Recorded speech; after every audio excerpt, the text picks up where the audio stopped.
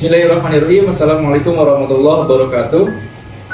Teman-teman, di video ini saya akan menceritakan satu buku yang judulnya Sebelum Filsafat yang ditulis oleh Dr. Fakhruddin Faiz. Yang saya akan ceritakan ini tentu saja dalam kacamata saya ketika membaca buku Sebelum Filsafat.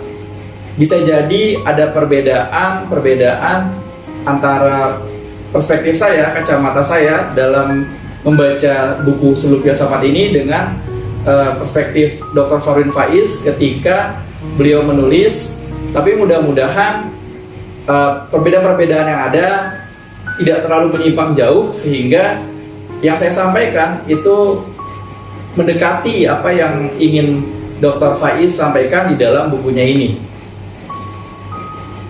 Teman-teman, ketika kita mendengar kata filsafat, mungkin yang terlintas di kepala kita pertama kali itu adalah sesuatu yang rumit, sesuatu yang sukar difahami, sesuatu yang melangit, sesuatu yang elitis. Padahal ketika filsafat lahir pertama kali di Yunani, ketika pertama kali filsafat dibakukan menjadi sebuah cabang ilmu, filsafat itu dimaksudkan untuk membantu kita dalam berpikir itu menjadi lebih terarah, menjadi lebih sistematis. Filsafat membantu kita beralih dari pemikiran mitos menjadi pemikiran logos. Pemikiran mitos itu maknanya apa?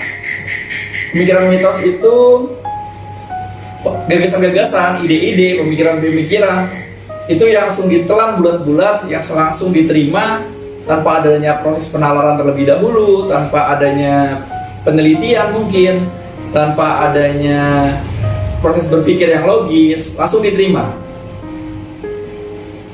Kalau dulu pemikiran mitos itu biasanya identiknya dengan tahayul-tahayul.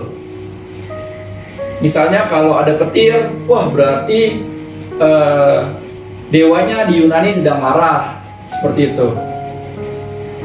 Misalnya, oh jangan di suatu daerah, di suatu perkampungan dekat hutan, kemudian ada larangan, oh jangan masuk ke hutan itu karena di hutan itu ada penunggunya, gitu ya. Nah, itu pemikiran mitos. Ketika yang seperti itu, tahayul seperti itu langsung diterima bulat-bulat tanpa adanya proses penalaran terlebih dahulu, tanpa adanya proses penelitian terlebih dahulu, langsung diterima begitu aja sebagai suatu kebenaran.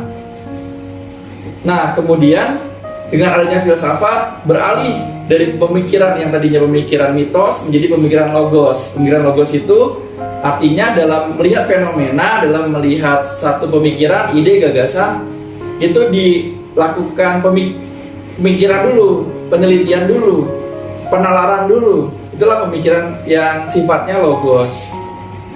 Di zaman sekarang, apakah masih ada pemikiran mitos? Ada, teman-teman. Pemikiran-pemikiran mitos di zaman modern, misalnya wujudnya bisa jadi bukan tahayul, tapi gagasan yang langsung diterima begitu aja, nggak ada penalaran, langsung dianggap sebagai suatu kebenaran. Misalnya ada anggapan kalau anak yang masuk di kelas IPA itu lebih pintar daripada anak yang sekolah di kelas IPS. Kalau itu langsung diterima begitu aja tanpa adanya penelitian, apakah betul statistiknya anak IPA itu lebih pintar dari anak IPS misalnya, langsung diterima sebagai suatu kebenaran, maka ya itu adalah mitos. Contoh lain misalnya ketika penerimaan mahasiswa baru di kampus-kampus gitu ya, di universitas, di institut-institut, kemudian mahasiswa baru ini diberikan satu cerita dari senior-seniornya, dari alumni-alumninya, wah kalau kalian gak ikut masa orientasi, kegiatan orientasi kampus, maka kalian nanti akan susah cari kerja, nilainya jelek, gak kenal senior, gak kenal sama teman-temannya seangkatan. Kalau pemikiran ini langsung diterima begitu aja tanpa adanya proses penalaran terlebih dahulu, maka yang disampaikan ini itu bisa menjadi satu mitos juga. Itulah mitos-mitos zaman sekarang. Nah, filsafat adalah membantu dari yang berpikirnya mitos itu menjadi berpikir logos. Kemudian sebenarnya cara berpikir mitos itu apakah selalu buruk, apakah selalu jelek gitu ya? Ternyata nggak juga sebetulnya. Misalnya ada perkampungan penduduk di dekat hutan.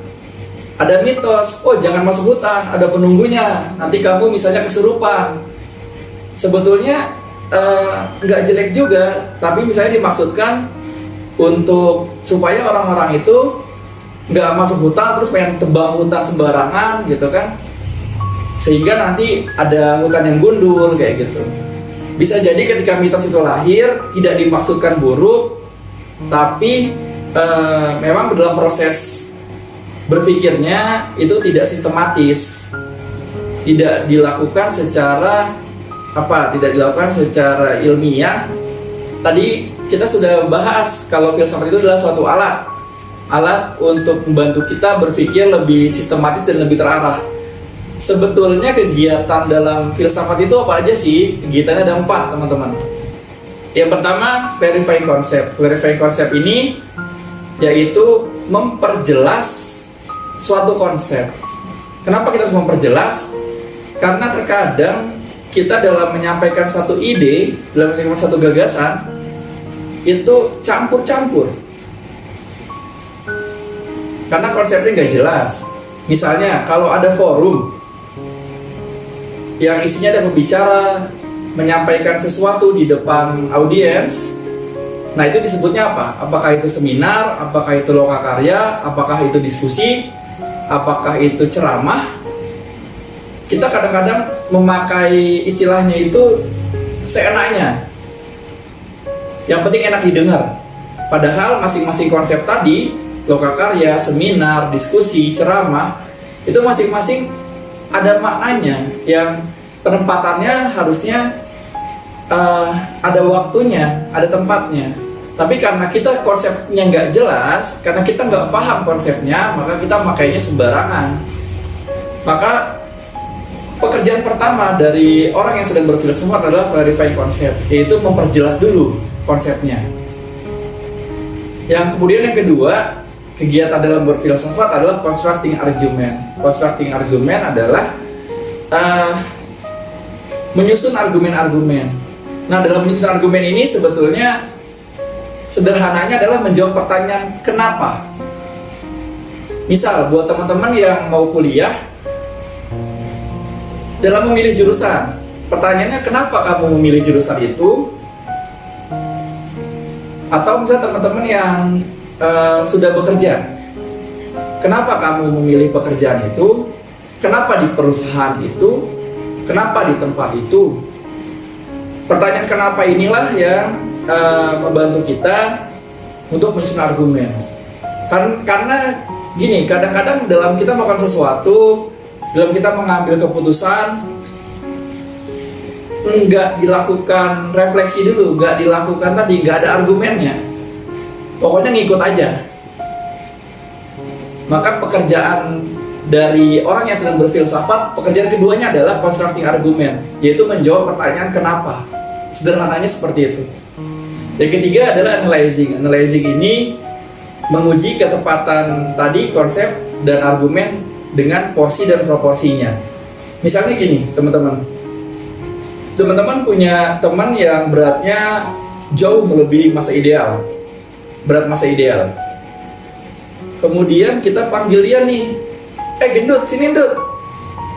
Nah, itu dari segi argumen betul, valid. Loh, dia berat masa idealnya memang lebih jauh, nggak salah. Argumennya nggak salah, konsepnya nggak salah juga. Tapi apakah porsi dan proporsi yang tepat? Nah, di kegiatan analyzing ini yang akan kita lakukan, yang akan diuji, apakah sudah tepatkah proporsi dan porsinya? Ketika kita misalnya manggil teman kita yang tadi yang beratnya jauh melebihi berat masa ideal itu dengan misalnya gendut. Nah, itu contohnya. Dan yang terakhir, criticizing.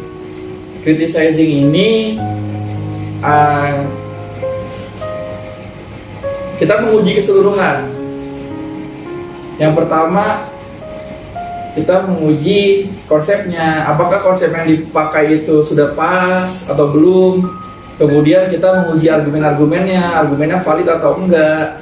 Kemudian kita menguji juga porsi dan proporsinya, apakah pas dilakukan, apakah pas disampaikan. 4 kegiatan ini yang dilakukan ketika seseorang sedang berfilsafat. Teman-teman, mungkin kita pernah dengar pendapat yang mengatakan bahwa filsafat itu cuma bikin bingung, atau bahkan filsafat itu menyesatkan. Ini mungkin terjadi, pendapat ini mungkin ada karena tidak membedakan antara filsafat sebagai produk dengan filsafat sebagai alat. Kalau filsafat sebagai alat, yaitu alat untuk berpikir, yang tadi kegiatan-kegiatan ada 4: memperjelas konsep, membuat argumen, menganalisis, dan mengkritisi. Ini, walaupun kita nggak suka filsafat, kegiatan ini baik juga untuk kita lakukan di dalam kegiatan kita sehari-hari.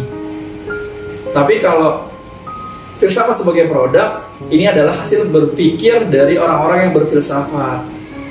Namanya hasil berpikir manusia, ini spektrumnya, pilihannya banyak, dan kita nggak mesti menyetujui semua. Pilihannya banyak betul. Misalnya, mulai dari yang cenderung ateis, misalnya kayak Nietzsche, kayak Sigmund Freud, ada juga yang filsuf yang religius, seperti misalnya Muhammad Iqbal, Thomas Aquinas. Jadi tergantung pilihan kita. Mendalami filsafat bukan berarti kita menyetujui produk filsafat dari hasil berpikir dari filsuf-filsuf tadi. Bukannya kita menyetujui semua pendapatnya, enggak. Teman-teman, itu tadi isi buku Sebelum Filsafat, tulisan dari Dr. Fahrudin Faiz. Sekali lagi, yang tadi saya ceritakan di dalam video ini itu adalah dari kacamata saya. Bisa jadi kalau teman-teman sudah baca bukunya, teman-teman punya pandangan sendiri dari kacamata teman-teman. Mudah-mudahan yang saya sampaikan di dalam video ini, kalaupun melenceng, kalaupun tidak sesuai dengan yang ingin disampaikan oleh Dr. Fahrudin Faiz, mudah-mudahan melencengnya tidak terlalu jauh. Mungkin cukup sekian. Wassalamualaikum warahmatullahi wabarakatuh.